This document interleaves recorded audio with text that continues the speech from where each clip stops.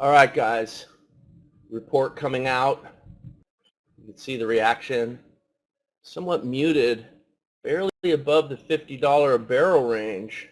Yeah, pretty tight. We'll see what happens here. This is right around, this is the reaction range. Not a lot. I'm sure we'll hopefully trade beyond less than 30 cents. Possible short. Still got another 45 seconds. Let's see what happens. Yeah, well, crude's pretty flat. I mean, it's only got a 20% move. So Spotlight has already hit a target with earlier setup, so you'll have to wait for a new setup. You can see it pushing right at the low end of the range below $50 a barrel here. We're going to wait for a new setup with Counterpunch as well, pushing through its target one. All right, so now we're ready to look for a new trade. So we'll see what happens. Trading below the reactions range, right at that $50 a barrel, pretty key level, very key level, psychologically for the oil sector in general, but for us as well. So there's a setup, and that's a valid long trade, 50.12. So that's got a pretty big target, targeting 50.4, and the stop is at 88. 50.4 is 2 ticks below the high of the day, the target 2. On Spotlight, that's in the squeeze zone. You have the option of adjusting that entry above the 50 moving average. That's a technique that is not that outlandish. You push that entry up. Now it's already triggered in at 08 basically, so it's kind of optional. It's one of those things, you either test it and do it that way or you don't. So this trade and Counterpunch did just trigger in, and we're right in the middle of the tight range. So will it test the lows? Will it test the highs? Will it just kind of flounder around? Got 3 long bars here setting up that setup, that trade setup. So this trade will take some time. If it's going to start moving higher, it's going to probably need to retrace and find some support before it pushes up. So we'll see if it can do that. Notice that the histogram is like not even above the 0 line down here. So the risk of getting a white trade, well, actually it could be a green, could get a stop and reverse if it starts closing below the signal line. Right around here is when we want to see it move higher.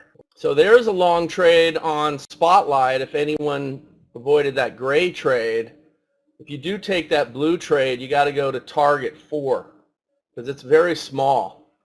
I don't like trades like that. Even target 4 doesn't even give you a good R to R. I much prefer the gray trade with the 2-tick adjustment outside of the squeeze zone. I just don't like those small trades. They could win. I mean, if you trail, they could even win a lot. So finding our footing on a pretty normal pullback, money management is going to be outside of the reaction high. So that's going to be a test. If we can get there, we need to see the buyers come in. And again, the high of the day is $50.42. The low of the day is at $48.99. Not a lot of range today. So this is some key resistance in this area here. We need to see this muster enough strength to push through and make new swing highs after the reaction of the release. So the 11-tick trade is a full winner. And if you did get into the gray trade, you should move your stop. You just hit your targets. So Spotlight is already done, and hitting money management on Counterpunch. So you have to move your stop and lock in your 1 tick. Actually, the stop has moved to 14, which is a tiny bit higher. Locks in 2 ticks. And hopefully we survive and can make another leg up to get to a nice target. Otherwise, this might be one of those days where Counterpunch takes more time than Spotlight. Spotlight has already done its thing. So now we have a stop and reverse at 14. I'll do mine at 13 just to make it easier to deal with. I want to see this go up and that stop and reverse to cancel. I did a 1-tick adjustment on the reversing trade just so it's not on the same place as the stop. It makes it easier to cancel it in case this moves higher. I gave it 1 tick just for convenience because if I have to cancel that, this moves up. So if we get short, we'll have 1 break-even trade basically, and then we'll be targeting 02 and 97, which is just right here. It's a small trade. I'm hoping the market pushes higher. Again, Spotlight's already done, one and done. Either you took the gray trade like I suggested, or suggested you could, or you took the blue trade, which hit its target 4 and is one and done. Counterpunch is hanging in there. The stop is where it is, right below the 15-cent key level. Order filled. Seems determined to stop out. It just did. It didn't get to 13, so I'm not short yet. But that first long trade is done. It's too bad. It would have been a good one to win. So Spotlight's done. You can see the trailer pushed up. It stopped out. You could have adjusted the trailer behind the 20 SMA, and if you did, you'd still be in the trade. Making little one-tick adjustments around your lines is a good way to hide your stop and try to stay in the trade.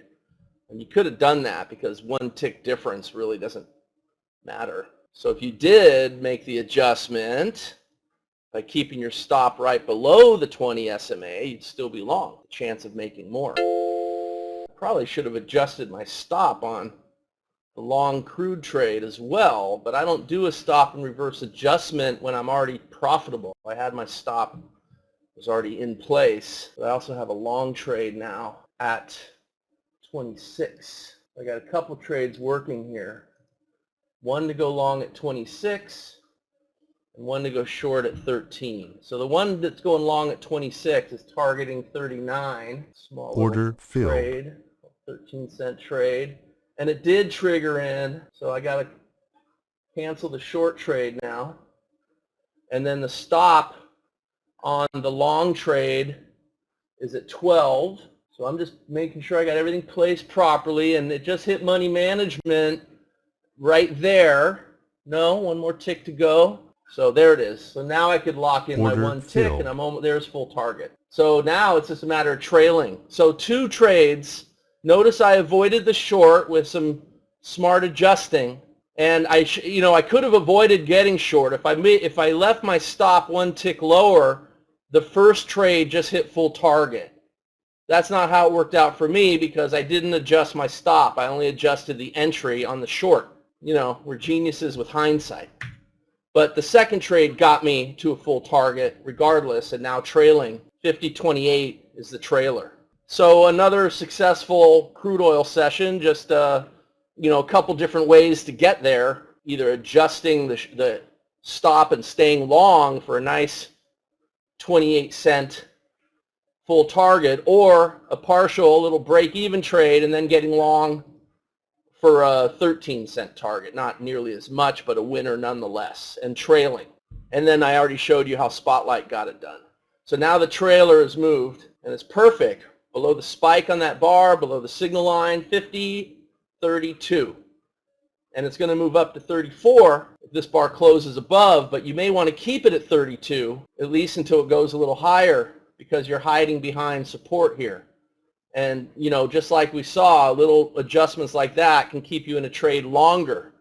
Just like in Spotlight, one tick adjustment, you'd still be trailing all the way up. So work those lines. It's okay to risk an extra tick or two on your trailer. You're already profitable. To try to stay in the trade for a larger move. And then for Andrew and Stefan's sake, when you're trade planning and building that trade plan, these are the little maneuvers that you write down and make as mechanical rules so that you do it this way each and every time. You make these adjustments. You do it the same way every time, because then you could test the results and get measurable results. And that's the key. The key is measurable results. You want to be able to get results that you can measure so that you can prove it will grow your forest, so that you could build that foundation of belief, and you also have mechanical rules that you can execute the same way each and every time. I mean, everyone wants the Holy Grail. I'm giving it to you. The Holy Grail comes in a form that's not what people think. It's not, golden bullion falling from the skies, filling your account magically. It's actually a routine that fills your account, not magically, but with work and effort. But it doesn't have to be hard work and effort, because once you've done your pre-production work, and you know your routine and you know what to do and you've done it enough times, it's like riding a bike, well, that's where you want to get to, right? That's like, now you've found the Holy Grail. Because in the end, you just want to make some money and improve your life. So I'm kind of giving you the Holy Grail. Just, again, it's a different form than what most people think. You got to do that pre-production work, put the odds on your side, make sure you're capitalized adequately, and that you can execute properly and run your business the same way each and every day per the rules of your proven plan. And that's how you find success as a trader. It's the only way. It's the only way you find success as a trader. I know I've gotten into some heated discussions with people who think otherwise, but I stand my ground. So you can see if you kept that stop at 32 with the 2-cent adjustment, you'd still be long with the chance of it breaking out and going higher. Otherwise, you would have stopped out. Whoop-dee, you made another, $20 a contract. But if you are willing to risk a couple ticks on a profitable trade, you still have a chance to break out and go higher. What if it goes up another 50 cents or $1? You make an extra $1,000 just because you put 22 cents, $20 at risk. That's what traders do, right? They try to make trades where they risk a little to make a lot.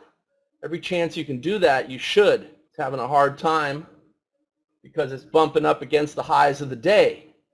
So you have to expect when you're bumping up on the highs of the day that it's going to need energy to push through, and it may not. It may end up just going down again, and that's okay. But this is all expected. 44 is the high of the day. There, it just stopped out. So we didn't get the big runner to the upside, but it was still a worthy trade to put 2 ticks at risk for the chance to make more, in my opinion. But that's it. We're done. That's the session. That's the crude oil session. Hope you guys enjoyed it.